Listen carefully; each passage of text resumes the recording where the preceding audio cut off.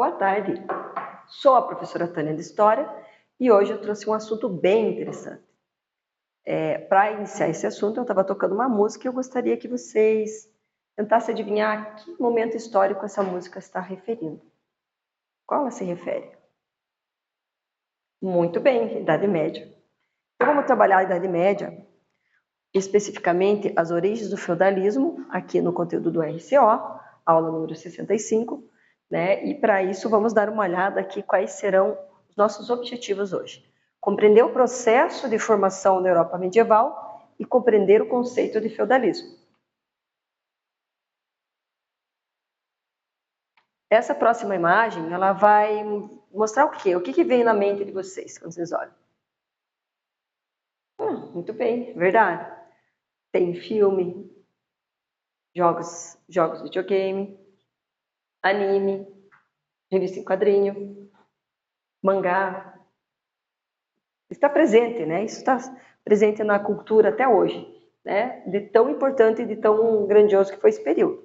Né? Mas, né, grandioso não significa que era delicioso, digamos assim, né? A gente vai entender ali algumas questões ali na forma de vida, principalmente dos camponeses, que não eram muito agradáveis.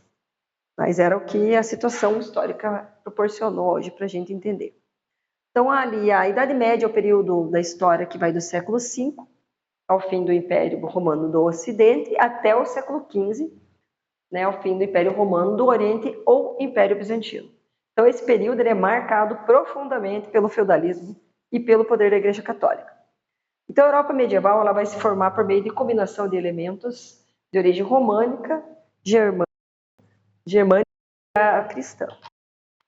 Os romanos, eles herdaram dos romanos do colonato a relação de trabalho, em que um camponês usava um pedaço de terra do proprietário para o seu sustento. Coloca ele uma leite. Lembrando, vocês veem essa imagem aqui, né? E que está trabalhando. Então, o camponês, uma semana de 7 dias, digamos, são 4 dias que ele trabalhava para o senhor feudal, 2 dias para ele, e um dia estava para a igreja. Ele tinha que ter a manutenção da fé.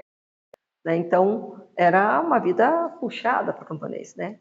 Os germanos, ele vai dar os comitatos, que é o grupo de guerreiro unido a um chefe militar, a quem devia servir e honrar. E isso vai ser uma coisa que vai ser muito forte ali no feudalismo, essa questão, né, que a gente vai ver em sucerania e imagem, né? Exatamente essa herança, servir e honrar. O cristianismo ele vai possibilitar a relação entre os romanos e vai com a unidade medieval. Então, vai ser graças ao cristianismo, né, que ele vai conseguir fazer que esses grupos comecem a se unificar pela fé.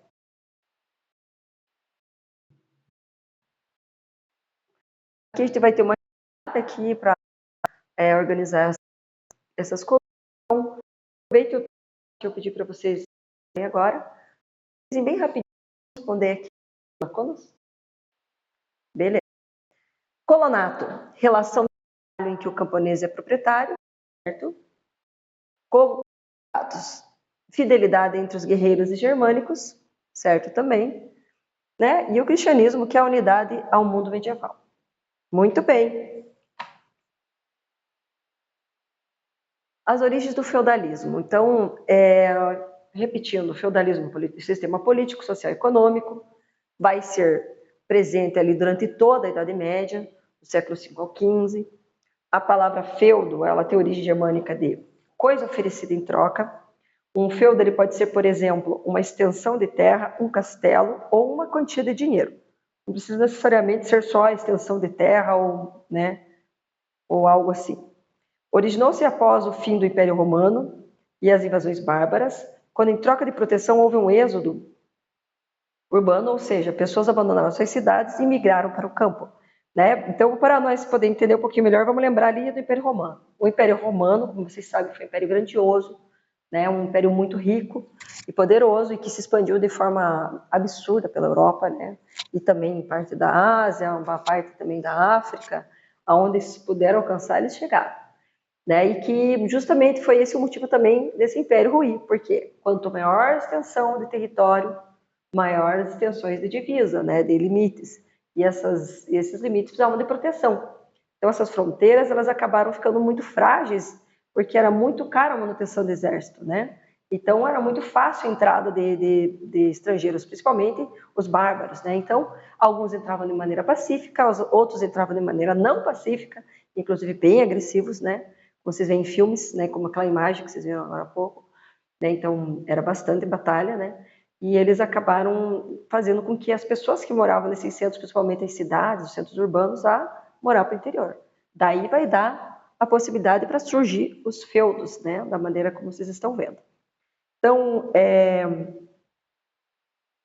a gente vai falar também aqui, vamos só rever aqui esse pedacinho aqui. Então, os camponeses eram responsáveis por todo o trabalho na sociedade. Eles podiam usar algumas terras do feudo e, em troca, deviam trabalhar para o senhor feudal e permanecer nesse feudo por toda a vida. Né? Então, quando a gente fala disso aqui, inclusive, não é só trabalhar para o senhor feudal, né? Como eles têm que dever muitas questões também morais, eles têm costumes, tem que ser tudo ditado para o senhor feudal. Né? Inclusive, se você for uma viúva na época do feudalismo e você quisesse casar novamente, você deveria pedir autorização e, inclusive, um bom montante de dinheiro para comprar o teu e casar novamente. Decidir não era a sua vida era toda para o senhor feudal. Né? Então, acredito-se que não era muito agradável aquela época para quem dependia deles. Relações e fidelidade.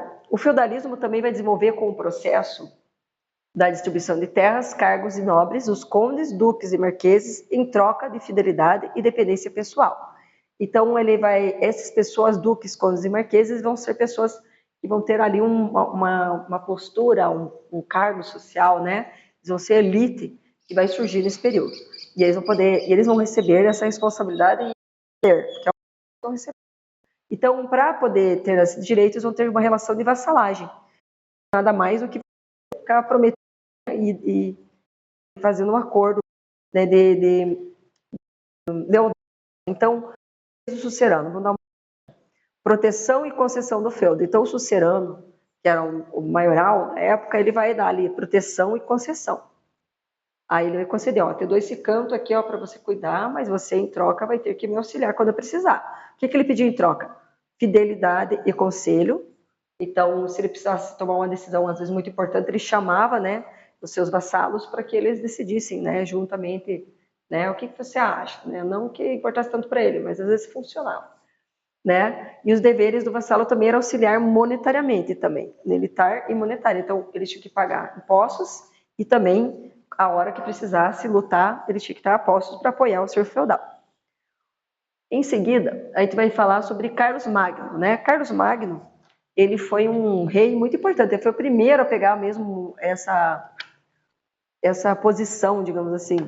Né? Então aqui esse vídeo vai mostrar para vocês um trechinho de confiança, sobre o Carlos Magno.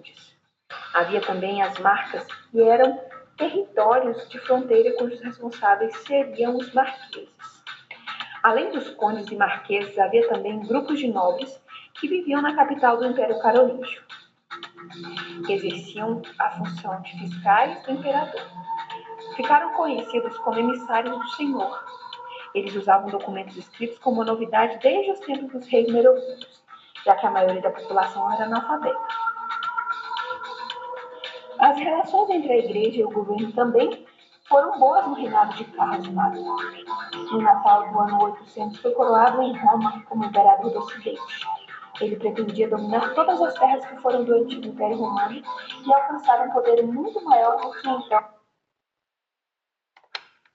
Então vocês viram aqui no vídeo, né, um pouquinho da história do Carlos Magno para poder complementar aqui essa explicação. Então, ó, depois que Carlos Magno, os condes, os duques, os marqueses passaram a formar a elite da nobreza medieval, a cerimônia de vassalagem se tornou um importante rito entre a nobreza.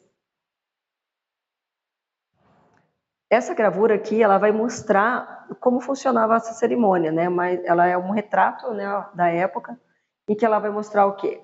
O ato de vassalagem entre Carlos o Mau, o rei de Navarra, e Carlos V, o rei da França. Na cerimônia, o vassalo coloca suas mãos entre as mãos do rei, do senhor feudal, né? Ali ele faz seu comprometimento de fidelidade. Então, ali representa os laços de dependência e fidelidade.